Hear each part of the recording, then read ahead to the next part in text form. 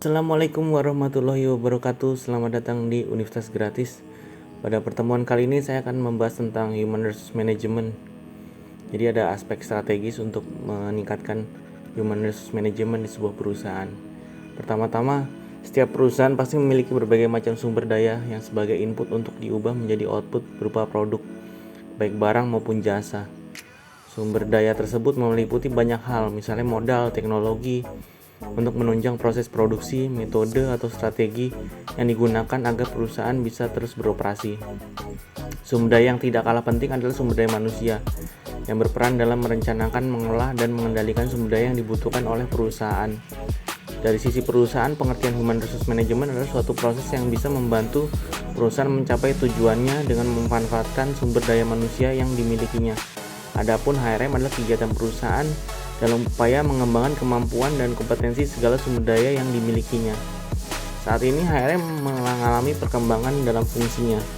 Pada masa awal, fungsi Human Resource Management adalah untuk mengembangkan kebijakan SDM yang sesuai dengan prosedur dan sistem yang ada di dalam perusahaan. Saat ini fungsi semakin luas dengan menyediakan SDM yang dibutuhkan perusahaan. Di sini saya akan menjelaskan tentang 6 strategi HRM untuk perusahaan. Yang pertama adalah menempatkan karyawan di posisi yang tepat. Penempatan karyawan yang sesuai dengan kemampuan atau kompetensi akan berdampak baik bagi perkembangan perusahaan. Karyawan bisa menyumbang ide dan kinerja lebih maksimal yang akan membantu perusahaan mengembangkan bisnis. Yang kedua, membangun komunikasi. Pengelolaan karyawan yang baik dimulai dari komunikasi yang baik. Membangun komunikasi yang baik antara karyawan dalam perusahaan serta sesama karyawan dapat mengurangi potensi terjadinya masalah atau konflik dalam perusahaan. Yang ketiga, mengolah kinerja secara efisien. Efisiensi kerja yang dimaksud bukanlah mendorong suatu karyawan untuk menyelesaikan semua tugas dari berbagai divisi dalam waktu tertentu. Yang dimaksud efisiensi kinerja adalah tentang bagaimana mengolah karyawan dengan efektif sesuai dengan kemampuan dan keterampilan karyawan untuk keberhasilan perusahaan. Kemudian yang selanjutnya, memastikan dan menyediakan kebutuhan karyawan. HRD merupakan divisi yang menghubungkan kepentingan perusahaan dan karyawan. Dalam operasionalnya, karyawan adalah kunci kesuksesan perusahaan. Maka, HRD harus memastikan dan menyediakan kebutuhan karyawan sebagai bentuk kewajiban dari perusahaan sebagai pemberi kerja. Adapun kebutuhan mendasar yang menjadi hak karyawan adalah: yang pertama, menerima gaji yang sesuai.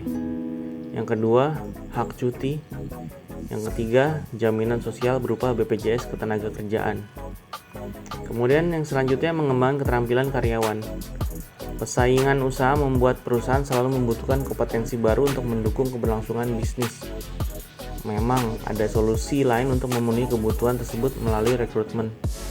Akan tetapi rekrutmen tidak selalu menjadi pilihan yang tepat karena memakan waktu dan biaya dalam seleksi kandidat terbaik. Memfasilitasi pengembangan dan pelatihan karyawan adalah solusinya. Karyawan yang mengikuti program pelatihan dan pengembangan karyawan akan menguasai kompetensi baru untuk diimplementasikan dalam kinerja sehari-hari. Selanjutnya adalah memantau kedisiplinan. Kinerja karyawan tidak selalu berjalan mulus dan lancar. Ada saja karyawan yang tidak disiplin selama bekerja. Bila dibiarkan, ketidakdisiplinan ini akan berdampak pada perusahaan secara menyeluruh. Oleh karena itu, perusahaan dapat memantau kehadiran karyawan dan kinerjanya melalui software HRD. Kemudian selanjutnya, penerapan HRM untuk perusahaan. Pengolahan HRM adalah bagi perusahaan tentunya bukan sesuatu yang mudah. Diperlukan kerja keras dari tim HRD atau manajemen personalia untuk mengelompokkan keahlian setiap karyawan dan menempatkan pada posisi yang tepat bagi perusahaan. Hanya dengan cara demikian maka manfaat HRM bisa didapatkan dan fungsi HRM dapat maksimal. Beberapa hal yang perlu diperhatikan untuk menerapkan HRM bagi perusahaan antara lain: yang pertama, menentukan Human Resource Management atau SDM dengan perencanaan struktur dan job desk karir karyawan. Yang kedua, menetapkan SDM skill setiap karyawan sesuai dengan keahlian dan kompetensi yang dimiliki. Yang ketiga, melakukan manajemen trainee untuk fresh graduate supaya kebutuhan perusahaan terhadap SDM bisa tepat sasaran. Yang keempat, melakukan penilaian dan evaluasi terhadap setiap SDM yang telah ditetapkan pada job desk masing-masing. Kemudian yang kelima, mendukung dan menghargai kebutuhan karyawan seperti memberikan apresiasi atas keberhasilan melaksanakan tugas dari manajemen. Untuk pertemuan kali ini sekian saja. Jadi ada 6 aspek strategis untuk mengembangkan human resource management di setiap perusahaan.